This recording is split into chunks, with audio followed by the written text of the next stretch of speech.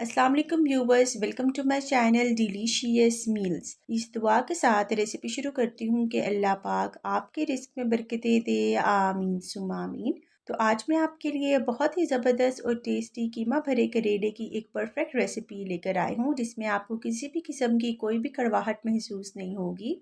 ये रेसिपी मैंने बहुत ही डिटेल के साथ शेयर की है और आप भी एक एक स्टेप को कीनली फॉलो कीजिएगा, ताकि आप भी जब इस रेसिपी को बनाकर ट्राई करें तो आपको भी इसका टेस्ट बेहद लजीज लगे। तो चलिए बिना टाइम वेस्ट किए स्टार्ट कर लेते हैं आज की अपनी ये ज़बरदस्त सी रेसिपी। बिस्मिल्लाहिर्रहमानिर्रहीम। कीमा भरे करेले बनाने के लिए मैंने हाफ़ केजी के बराबर करेलों का इस्तेमाल किया है, जिनके छिलकों को मैंने एक पीलर की मदद से रिमूव कर लिया है।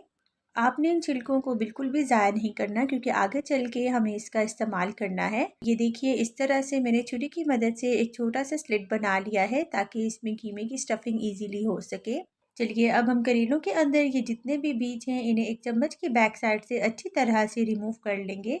अब करेलों के ऊपर मैं नमक लगाकर इन्हें अच्छी तरह से रब करके इन्हें काउंटर टॉप पर ही तकरीबन आधे घंटे के लिए छोड़ दूंगी, ताकि इनमें से तमाम कड़वा पानी अच्छी तरह से रिलीज हो जाए। साथ ही मैंने करेलों के छिलकों के ऊपर भी नमक लगाकर इन्हें भी मैं काउंटर टॉप पर छोड़ रही हूँ।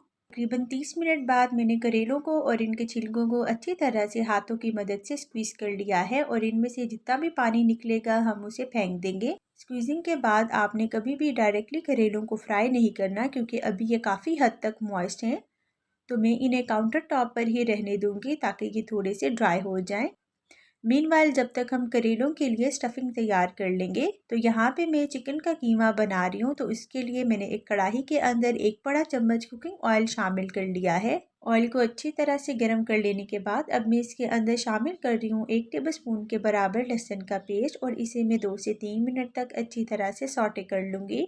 ये देखिए, जब लहसुन की खुशबू आ गई थी तो मैंने इसके अंदर 1 टेबलस्पून के बराबर साबुत जीरा शामिल कर लिया है। जीरा ऐड करने के बाद इसे भी 2 से 3 मिनट तक ऑयल के अंदर क्रैकल होने दें।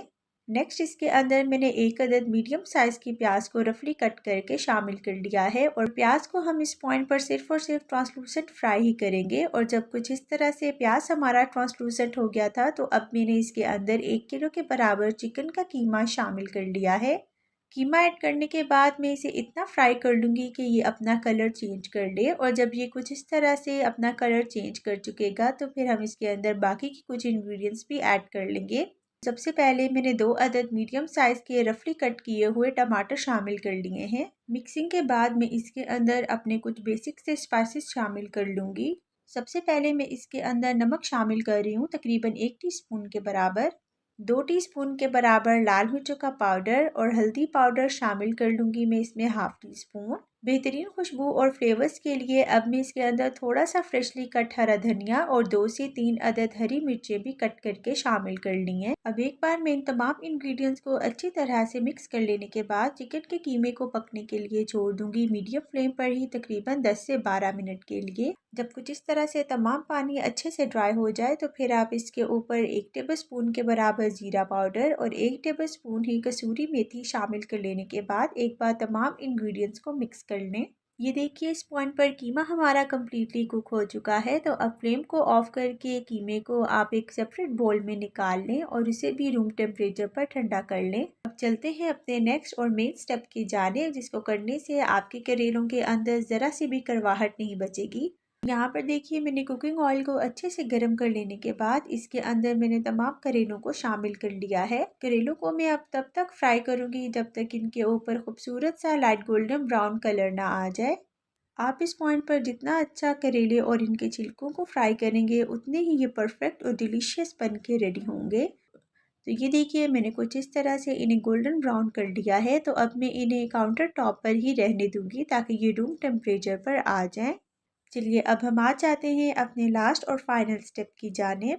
तो यहाँ पर मैं करेलों के लिए ज़बरदस्त सा मसाला रेडी कर रही हूँ। तो मैंने एक कढ़ाई के अंदर हाफ कप के बराबर कुकिंग ऑयल शामिल कर लिया है। साथ ही मैंने इसके अंदर 2 अदद लार्ज साइज़ के प्याज़ों को भी कट करके शामिल कर लिया है। प्याज को मैं अच्छी तरह से लाइट गोल्डन ब्राउन होने तक फ्राई कर लेने के बाद इसके अंदर 1 टेबलस्पून फुल भर के मैंने लहसुन का पेस्ट भी शामिल कर लिया है। चलिए अब हम लहसुन को इसके अंदर अच्छे से सौटे कर लेंगे, यहाँ तक कि इसमें से एक प्यारी सी खुशबू आ जाए। 2 से 3 मिनट बाद अब मैं इसके अंदर शामिल कर रही हूँ 4 अदद मीडियम साइज़ के कट किए हुए टमाटर और 2 से 3 अदद हरी मिर्चें।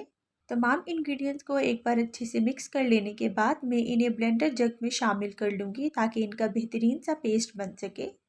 पेस्ट तैयार करने के बाद मैंने करेलों को चिकन के कीमे के साथ अच्छी तरह से स्टफ़ कर लिया है। ये देखिए कुछ इस तरह से मैंने एक करेले के अंदर 3 से 4 टेबलस्पून के बराबर चिकन के कीमे को ऐड कर लेने के बाद इसकी दोनों साइड्स को मैं हाथों की मदद से थोड़ा सा पिंच कर लूँगी। अब एक नॉर्मल धागे की मदद से आपने तमाम करेले को टाइटली बंद कर देना है ताकि इसमें से फिलिंग बाहर ना निकले। तो आप देख सकते हैं कि मैंने तमाम करेलों को अच्छी तरह से पैक कर लिया है। तो अब चलते हैं अपने नेक्स्ट स्टेप की जानिब।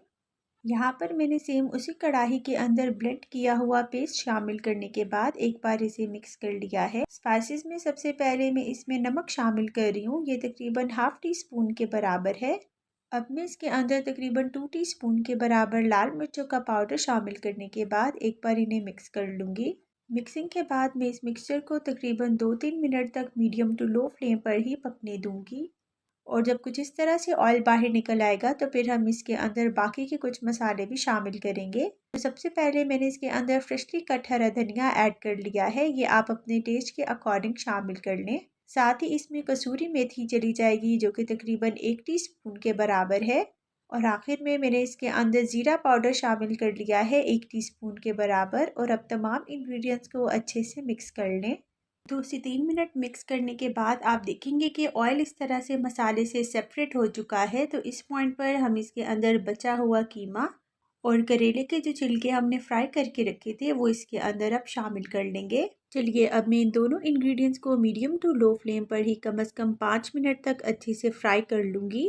फ्राइंग के बाद अब मैं इसके ऊपर कीमा भरे करेले शामिल कर रही हूँ। अब इस पॉइंट पर मैं इसके अंदर अपना एक फ़ाइनल और सीक्रेट इंग्रेडिएंट ऐड कर रही हूँ जो कि लेमन जूस है। लेमन जूस शामिल करने से एक तो आपकी करेलों में ज़रा सी भी करवाहट नहीं होगी, दूसरा ये कि इससे टेस्ट भी काफ़ी इन्हेंस हो जाएगा। तो चलिए इन तमाम चीज़ों को एक बार अच्छे से मिक्स कर लेने के बाद फ्लेम को आपने बिल्कुल लो पे सेट करके करेलों को कम से कम 30 से 35 मिनट तक अच्छी तरह से पका लेना है। ये लीजिए अल्हम्दुलिल्लाह हमारे बहुत ही ज़बरदस्त और टेस्टी बग़ैर किसी कड़वाहट के कीमा भरे करेले बिल्कुल तैयार हो चुके हैं। कुछ दिन पहले ही अपने चैनल पर कीमा भरे टिंडे की रेसिपी भी शेयर की थी, तो उसका लिंक मैं ऊपर आई बटन पर दे देती हूँ, तो आपने भी उस रेसिपी को एक बार ज़रूर चेकआउट कर लेना है। उम्मीद करती हूँ कि मेरी आज की ये रेसिपी आपको बेहद पसंद आई होगी। वीडियो अच्छी लगी हो तो मेरे चैनल को ज़रूर सब्सक्राइब कर लें और इसे अपने फ्रेंड्स एंड फैमिली मेम्बर्स में भी शेयर करें। मिलती हूँ अगली वीडियो में एक न्यू रेसिपी के साथ, तब तक फ़ी अमानिल्लाह।